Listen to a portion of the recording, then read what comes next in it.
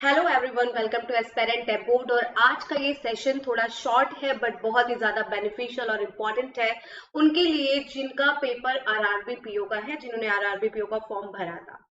IBPS ने केवल 3 दिन पहले एडमिट कार्ड रिलीज किया है। I know it was unexpected. In fact I was saying कि एग्जाम का एडमिट कार्ड अगर बहुत पहले नहीं आया so it is quite not possible कि आपका एग्जाम कंडक्ट कराया जाए। और मैंने एक वीडियो बनाया था, अगर आपको याद हो, जिसमें मैंने आपको ये कहा था कि 12-13 को एग्जाम हो सकते हैं, क्योंकि मैंने कुछ आईओएन डिजिटल जोन से कांटेक्ट किया था जिन्होंने मुझे बताया था कि उनकी बुकिंग 12-13 तारीख के लिए हुई है। और मैंने कॉल भी किया था, तो उन्होंने, हालांकि उन्होंने मुझे अश्योर किया था कि 31 अगस्त तक एडमिट कार्ड आ जाएगा। और जब 31 अगस्त तक एडमिट कार्ड नहीं आया तो मेरे मन में भी डाउट आया कि यार एग्जाम होगा या नहीं होगा, मैं बच्चों को क्या बोलूं। इसीलिए अगर आपको याद हो तो मैंने एक वीडियो बनाया जहां पे मैंने आपसे कहा कि 12-13 को पेपर होगा, क्योंकि जब बुकिंग हुई है तो पेपर कंडक्ट कराना है, तभी बुकिंग हुई है।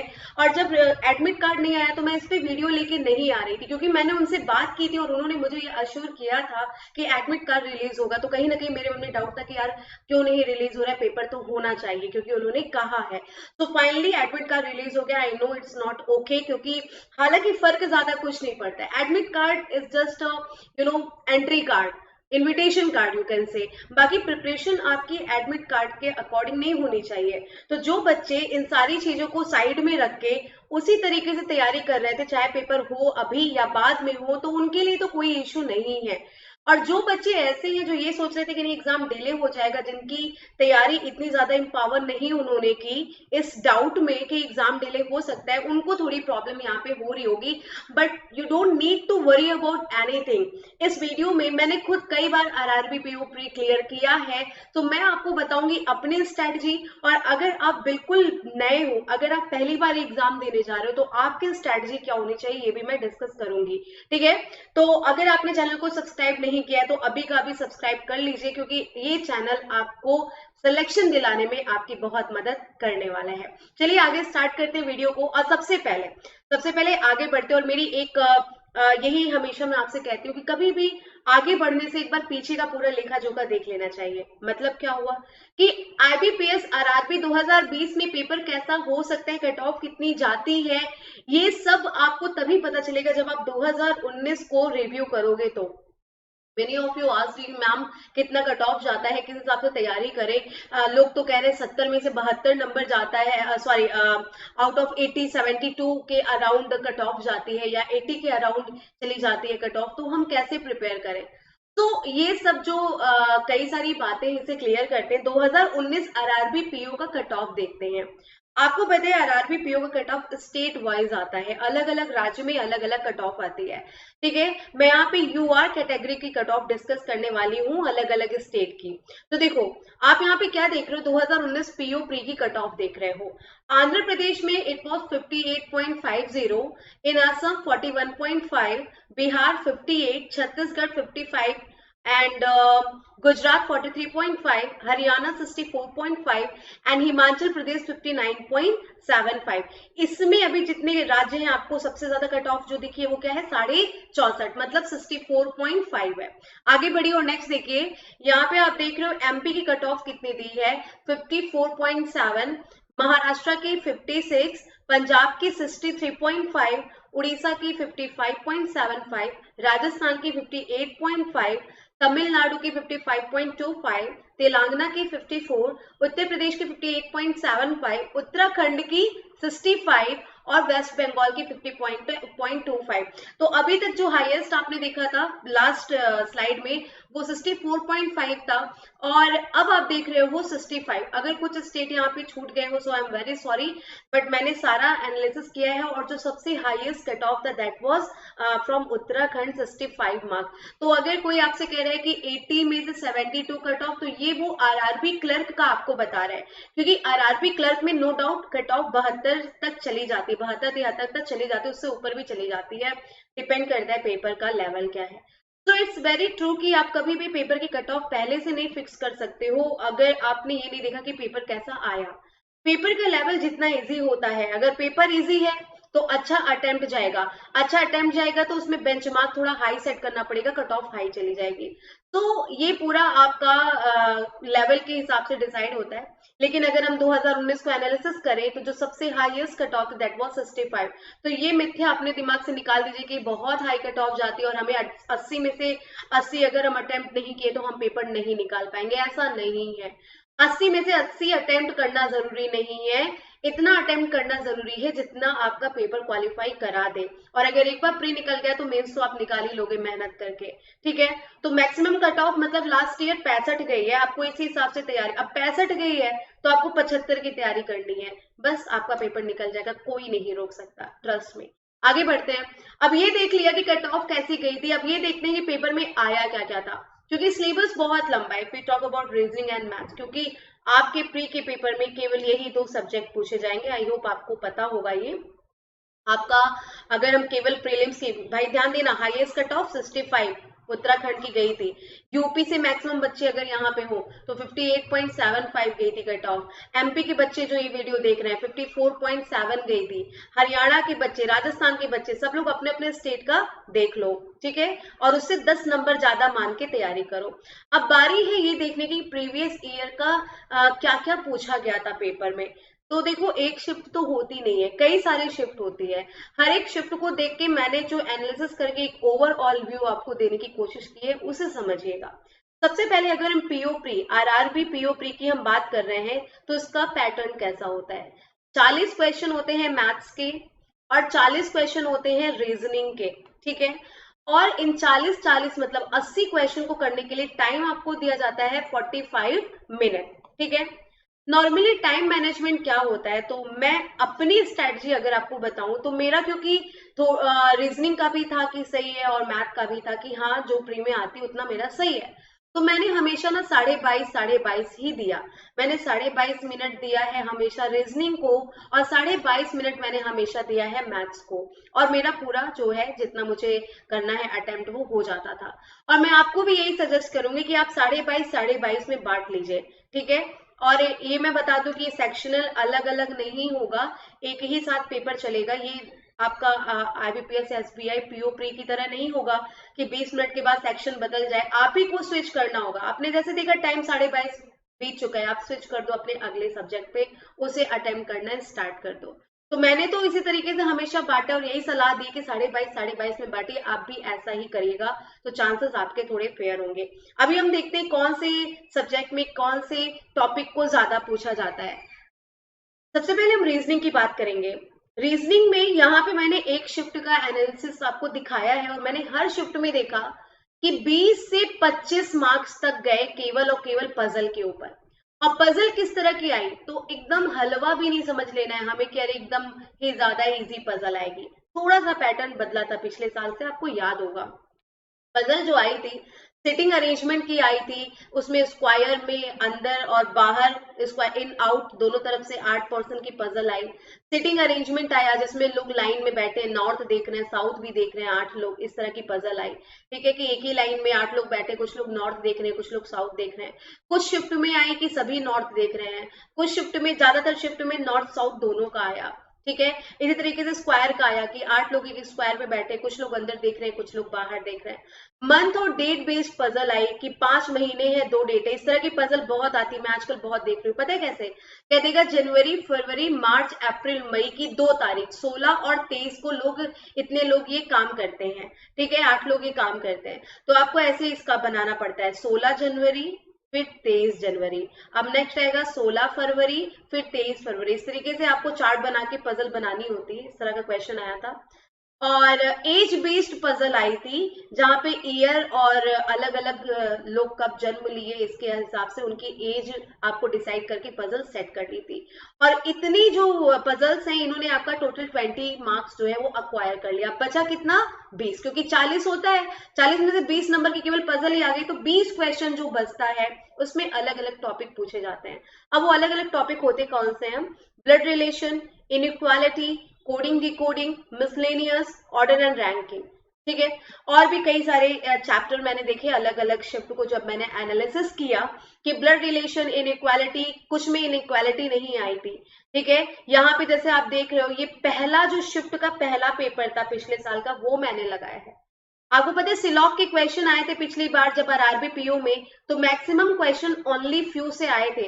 आई will suggest you guys to practise as much as you can the questions from syllogism, that is about only few statement। तो only few से related questions पिछली बार बहुत पूछे गए थे, इस बार भी पूछे जा सकते हैं, अभी भी ये फैशन में है। तो सिलॉग के नॉर्मल क्वेश्चन प्रैक्टिस करके मत जाना, ओनली फ्यू के क्वेश्चन प्रैक्टिस करके जाना। और अगर आप में से किसी को दिक्कत है इसमें तो प्लीज मुझे डीएम करिए, मैं ओनली फ्यू पे आपको सेशन करवा दूंगी, कुछ क्वेश्चन सॉल्व करवा दूंगी। और अगर आपको सिलॉग का थोड़ा भी आइडिया है तो आपका ये कॉन्सेप्ट क्लियर हो जाएगा। तो जैसे कि अब यहाँ पे 5 क्वेश्चन सिलॉग के नहीं पूछा और किसी में पूछ लिया, तो बाकी मैं हमेशा आपसे कहती हूँ कि टोटल 11 चैप्टर होते हैं रीजनिंग में जो आपके प्री में आते हैं। उन 11 में पजल जो है वो मैक्सिमम पोर्शन अक्वायर कर लेता है, बाकी के बचे हुए जो क्वेश्चन है वो स्विच होते रहते हैं। किसी में सिलॉग पूछा इनइक्वालिटी नहीं पूछा, किसी में इनइक्वालिटी पूछ लिया सिलॉग नहीं पूछा। मशीन इनपुट जैसे चैप्टर प्री में नहीं आते, उसके लिए टेंशन मत लीजिएगा। डेटा सफिशिएंसी आ सकती है, बहुत ही इजी लेवल की आएगी। ठीक है, बहुत अगर आएगी भी तो बहुत ही इजी लेवल की आएगी, 2 स्टेटमेंट वाली आएगी, 3 स्टेटमेंट वाली नहीं आएगी। तो मैक्सिमम आपको फोकस करना है हर तरह की पजल लगाने पे, because you have only 3 days left. और बाकी चैप्टर्स आपको आती होंगे, बहुत ही इजी होते हैं। अब स्ट्रेटजी की अगर मैं बात करूं तो रीजनिंग में सबका अलग अलग होता है। मेरी स्ट्रेटजी क्या रहा करती थी, और मेरा कभी भी प्री में प्रॉब्लम नहीं हुआ, स्ट्रेटजी मेरी हमेशा ये रहती थी कि मैं सबसे पहले ना पजल अवॉइड करती थी। अक्सर ऐसा होगा कि जब आपका क्वेश्चन स्टार्ट होगा सबसे पहले आपको पजल ही मिलेगी। अब देखो यहाँ पे अलग अलग तरह के लोग होते हैं, जैसे कि अब जो बच्चा बहुत ज्यादा पढ़ रहा है, बहुत तैयारी कर रहा है, उसे पता है कि कौन सी पजल इजी है, कौन सी पजल टफ है। तो अब वो बहुत इजीली डिसाइड कर लेते हैं कि हमें कौन सा क्वेश्चन करना है, कौन सा नहीं करना है। एग्जाम क्वालिफाई करने के लिए ये इंपॉर्टेंट नहीं कि आप कितने तेज हो। अगर आपको एक लिमिटेड टाइम में टाइम मैनेज करते हुए पेपर अपीयर करना है, तो आपका डिसीजन मेकिंग बहुत स्ट्रांग और बहुत ही क्विक होना चाहिए कि आपको किस तरह के क्वेश्चन करने हैं, किस तरह के छोड़ने हैं। अगर जो पहला क्वेश्चन आपके सामने खुला है वो इजी है, वो डे बेस्ड पजल है, डे बेस्ड पजल बहुत इजी होती है। वो एक सर्कल में बैठे हुए लोग हैं जो सारे ही अंदर देख रहे हैं और उसके साथ कोई और वेरिएंट नहीं दिया है। वो एक स्क्वायर में बस बैठे लोग हैं और उनके साथ कुछ उनका प्रोफेशन या कुछ और नहीं दिया, तो इस तरह की पजल इजी होती है। और जहां पे वेरिएंट्स दे देता है वो थोड़ी सी टफ हो जाती है। तो ये आपको डिसाइड करना है कि जो पजल आपके सामने आई है वो आप जल्दी से लगा लोगे या ये आपको फंसा सकती है। कई बार क्या होता है ना कि आप एक पजल में लग जाते हो, मान लो पजल 5 नंबर की है, आप उसमें लगे और आप उसमें फंस गए, वो आपका 10 मिनट ले गया। अब जो बचा हुआ आपके पास 10 मिनट या 12 मिनट है, आप उसमें ये बाकी के सारे क्वेश्चन नहीं अटेम्प्ट कर पाते जो आप एक्चुअली कर सकते थे। ठीक है, और एक्यूरेट कर सकते थे। तो इसीलिए मेरे मन में हमेशा ये फियर रहता था कि कहीं ऐसा मेरे साथ ना हो जाए टाइम की वजह से, इसलिए मैं हमेशा पहले तुरंत स्किप करती थी। और स्किप करते करते पहले member relation, syllogism, inequality, coding decoding, miscellaneous, order ranking, इस तरह के क्वेश्चन को सॉल्व करने के बाद अब मुझे बगल में दिखता था कि कहाँ कहाँ मैंने ब्लैंक छोड़ा है, मैं तुरंत वहां जाती थी और फिर एक एक करके पजल में भी मुझे पता है कि कौन सी पजल मुझसे लगेगी, कौन सी नहीं लगेगी इतने टाइम में, तो पहले उस हिसाब से आप करते हो। लेकिन ट्रस्ट में अगर आप बिल्कुल नए हो और आप ऐसा नहीं कर सकते तो आप फिर लाइन से चलना, ठीक है, जैसा कि आप करते आए हो, जैसा अभी तक आप करते आए हो वैसा ही करना। और जो बहुत ही एक्सपर्ट है उन्हें केवल एक स्ट्रैटेजी चाहिए, तो वो प्लीज मेरी स्ट्रैटेजी को फॉलो करिएगा। मुझे बहुत बेनिफिट होता था, प्री एग्जाम कभी नहीं रुकता था, केवल इस स्ट्रैटेजी की वजह से कि मैं सबसे पहले इजी क्वेश्चन ढूंढ के उन्हें करके फिर टफ वन पे जाती थी, ताकि अगर मेरे ना भी बने टफ वन, टाइम ओवर हो जाए, तो भी मैंने इजी कट ऑफ क्लियर करने भर का कर रखा है। ठीक है, अब बढ़ते हैं हम मैथ्स की तरफ। मैथ्स की अगर हम बात करें तो मैथ में भी पजल्स आई थी। ठीक है, पजल डीआई आई थी, बार ग्राफ आया था, टेबल आया था, एक जगह कैसलेट भी आई थी। ठीक है, जैसे पजल भी आप कहते हो। तो इस तरह की जैसे पहले शिफ्ट का पहला पेपर है तो 11 नंबर केवल डीआई से थे, लेकिन इसमें केवल 11 थे, बाकी के जितने भी शिफ्ट हुए उसमें कम से कम 15 क्वेश्चन डीआई के थे, मतलब 3 डीआई। और हाँ, मैं आपसे कह भी रही हूँ कि कम से कम 3 डीआई तो आपके पेपर में आएगी भी, जिसमें से एक थोड़ी सी टफ होगी, 2 इजी होगी। 2 को पहले करना है, उसे एक को एकदम बाद में करना है, ये आपका डिसीजन मेकिंग होना चाहिए। नंबर सीरीज मिसिंग आया था और कुछ में अगला क्या होगा ये पूछा गया था। इक्वेशन कंपैरिजन, क्वाड्रेटिक इक्वेशन बहुत आता है आरआरबी के पेपर में, प्रीलिम्स में 5 क्वेश्चन होता है। और अगर आपको इसके सिंबल्स याद है तो बहुत अच्छा है, अगर आपको सिंबल्स नहीं याद है तो ये बहुत इजी होता है। जैसे मान लो प्लस माइनस लिखा है, ठीक है, तो कैसे इसका सिंबल डिसाइड करेंगे, अगले 2 वेरिएंट्स का सिंबल क्या होगा। पहले आप क्या करो ना, पहले वाले का जस्ट अपोजिट लिखो, प्लस का अपोजिट माइनस। अब आप इन दोनों को गुणा करो, प्लस माइनस क्या होता है, माइनस होता है, इसका अपोजिट लिख दो प्लस, तो प्लस माइनस का बनेगा माइनस प्लस। अब मान लो माइनस माइनस लिखा है, इसका क्या होगा, पहले वाले का अपोजिट लिखो, माइनस का अपोजिट प्लस। अब दोनों का गुणा करो, माइनस माइनस प्लस होता है और प्लस का अपोजिट क्या होगा, माइनस, तो माइनस माइनस का बनेगा प्लस माइनस। तो ये बहुत सारे तरीके हैं और भी। जो जब मैं स्टूडेंट थी तो मैं शुरुआत में जो याद की थी क्वाड्रेटिक, मेरा मैथ्स का थोड़ा इशू है, जो मेरे स्टूडेंट्स हैं वो मुझे जानते हैं अच्छे से, तो मैंने एक अनोखा तरीका, मुझे कहीं से किसी ने पढ़ाया था, याद नहीं है मुझे मैंने कहाँ से देखा था, वो मैं बता दे रही हूँ आपको। इस तरीके से मैं बना लेती हूँ। फिर देखो, हाफ हर्ट बनाती हूँ प्लस से, हाफ हर्ट कैसे बनता है, प्लस प्लस प्लस प्लस, देखो आधा दिल बना है कि नहीं। और फिर सामने भी यही करना है लेकिन एक लाइन छोड़ के, plus plus plus plus, half heart बना। अब जो ब्लैंक जगह है वहां पे आप माइनस माइनस भर दीजिए, आपका पूरा शुरू हो गया। प्लस प्लस का माइनस माइनस होता है, माइनस प्लस का प्लस प्लस होता है, प्लस माइनस का माइनस प्लस होता है, माइनस माइनस का प्लस माइनस होता है। ये बहुत हेल्प करेगा, आपको याद करने की जरूरत नहीं, हाफ हर्ट बनाए हो गया। शुरुआत में मैं इसका सहारा लेती थी, बाद में मुझे ये तरीका पता चल गया था। क्वाड्रेटिक इक्वेशन आने की 99% पॉसिबिलिटी है, तो आप ये याद करके जाइएगा, बहुत इजी होता है। डेटा सफिशिएंसी बहुत इजी आया था, 2 स्टेटमेंट बेस्ड आया था। वर्ड प्रॉब्लम में कौन कौन से चैप्टर, क्योंकि अब टाइम बहुत कम है, 3 दिन में आपको कौन से चैप्टर प्रैक्टिस करके जाने हैं। आपको एवरेज पे वर्क करना है, प्रॉफिट लॉस पे वर्क करना है, कंपाउंड इंटरेस्ट पे, टाइम एंड वर्क पे, पार्टनरशिप पे, पार्टनरशिप से एक क्वेश्चन जरूर होता है, और आपको परसेंटेज पे वर्क करना है। ये नॉर्मली अगर आप मैथ पढ़ते हो तो ये सारे चैप्टर आपका क्लियर ही रहता है। तो इस तरह के चैप्टर सब आप फोकस करो, बाकी सबको अवॉइड करो। तो मैंने आपको यहाँ पे रीजनिंग का बता दिया, मैंने आपको यहाँ पे मैथ्स का बता दिया, इसी हिसाब से इन्हीं चैप्टर्स पे फोकस करिए। मैं आपको एक चीज बताऊं जो मुझे लगता है, कम से कम 10 क्वेश्चन आपको मिल सकते हैं सिंप्लीफिकेशन के। 10 मैंने इसलिए बोला, 5 आपके डायरेक्ट सिंप्लीफिकेशन के आ सकते हैं, 5 मतलब पॉसिबिलिटी अप्रोक्सीमेशन के क्वेश्चन आने के। तो 9 से 10 क्वेश्चन तो आपके यहीं पे चले गए। 15 नंबर की डीआई हुई, तो यहां से आपको 25 नंबर आपने ले लिया, 5 नंबर क्वाड्रेटिक इक्वेशन आपने कर लिया, 35। अब जो बचा 5 है वो आपका ये वर्ल्ड प्रॉब्लम से रिलेटेड आपको हेल्प करेगा। तो जितना इजी क्वेश्चन है, पहले मैं यही कहूंगी, वर्ड प्रॉब्लम में मत फंसना, पहले तीनों डीआई करना, फिर सारे सिंप्लीफिकेशन करना। नंबर सीरीज अगर इजी लगता है तो लगो, वरना उसमें भी ज्यादा टाइम देने की जरूरत नहीं है, क्वाड्रेटिक इक्वेशन पे स्विच करो, इजी क्वेश्चंस आएंगे, बहुत ज्यादा टफ नहीं आएंगे जिन्हें तोड़ ना पाओ आप। तो आपकी स्ट्रेटजी अच्छी होनी चाहिए, आपको घबराने की कोई जरूरत नहीं है, बहुत कम कट ऑफ जाएगी, बहुत ज्यादा हाई कट ऑफ नहीं जाएगी। आपकी पिछले साल हाईएस्ट कट ऑफ 65 बता रही हूँ, बाकी तो 58-59 के ही आसपास थी। अब 65 अगर पिछली बार गई है तो आप 75 की तैयारी करके जाओ, पेपर आपका क्वालिफाई हो जाएगा। किसी भी तरह प्री निकाल लो, हाथ एकदम तेज कर लो, प्रैक्टिस कर लो। अगर आपके घर में माउस है तो माउस से कनेक्ट करके ही पेपर दे, क्योंकि वहां पे माउस से आपको क्लिक करना है, एक एक सेकंड आपके लिए बहुत इंपॉर्टेंट है। पूरी तैयारी करिए और आप बिल्कुल भी टेंशन मत लीजिए, पेपर आपका क्वालिफाई होगा, जरूर होगा, ठीक है। तो डीमोटिवेट होने की कोई जरूरत नहीं है। एडमिट कार्ड केवल आपका एक पास होता है जो आपको एग्जाम में एंटर करने की परमिशन देता है। एडमिट कार्ड नहीं डिसाइड करेगा कि आपका पेपर कैसा होगा। एडमिट कार्ड आपको उसी दिन मॉर्निंग में भी मिला होता तो भी इससे आपको कोई टेंशन नहीं होनी चाहिए थी। अभी भी 3 दिन है, और अगर आप 3 दिन में अगर आप रोज 6 घंटे सो, ठीक है, आई एम सो सॉरी अगर मैं आपको ज्यादा प्रेसाइज कर रही हूँ, बट हाँ 6 घंटे स्लीप इनफ है। और अगर आप देखो तो 24 दिया कितना होता है, 72 होता है, आपके पास 72 आवर्स हैं, ठीक है, प्रिपेयर करने के लिए। और अगर 72 आवर्स में आप 18 घंटे सोते हो तो 12 में से 8 गए 4, 6 में से 1 गए 5, 54 घंटे बहुत होते हैं प्रैक्टिस करने के लिए। आपका पेपर निकलेगा, जरूर निकलेगा। इन सारी चीजों से सबसे ऊपर जो इंपॉर्टेंट है वो है आपकी सेफ्टी। आप कोविड-19 में एग्जाम देने जा रहे हो ये मत बोलना, कोई भी स्टाइल और फैशन मारने की जरूरत नहीं है। जितना अपने आप को कवर करके रख सको उतना कवर करके रखना।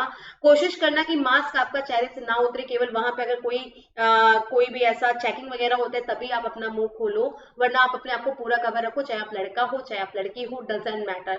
अपने आप को जितना कवर कर सकते हो उतना कवर करो, जितना फुल कपड़े पहन सकते हो उतना फुल कपड़े पहन के जाना, जितना किसी चीज को टच करने से बच सकते हो उतना टच करने से बढ़ना, अपना सैनिटाइजर लेके जाना, अपना एक्स्ट्रा मास्क लेके चलना, अपना वाटर बॉटल लेकर चलना, और किसी भी कांटेक्ट में आने से बचना। ठीक है, भीड़ रहती है हर जगह, भीड़ का हिस्सा बनना है कि नहीं ये आपने डिसाइड करना है। तो इन सबसे ऊपर है, पेपर निकलने से, क्वालिफाई होने से, सिलेक्शन से ज्यादा जरूरी आपकी लाइफ है। तो अपने सेफ्टी मेजरमेंट का पूरा ध्यान रखना और सैनिटाइजर लेके जरूर जाना। पेपर के लिए टेंशन मत लो, पेपर आपका जरूर निकलेगा, बस सोशल डिस्टेंसिंग का ख्याल रखना, जो मैंने बताया उस स्ट्रेटजी पे काम करना। 54 घंटे आपके पास, ये 54 घंटे अपनी लाइफ बनाने में लगा दो। Thanks a lot for watching this session. अगर चैनल को सब्सक्राइब नहीं किया है तो जरूर करें और इस वीडियो को उन सभी से शेयर करें जिन्हें आप जानते हैं कि वो आरआरबी का एग्जाम देने जाएंगे। Thanks a lot.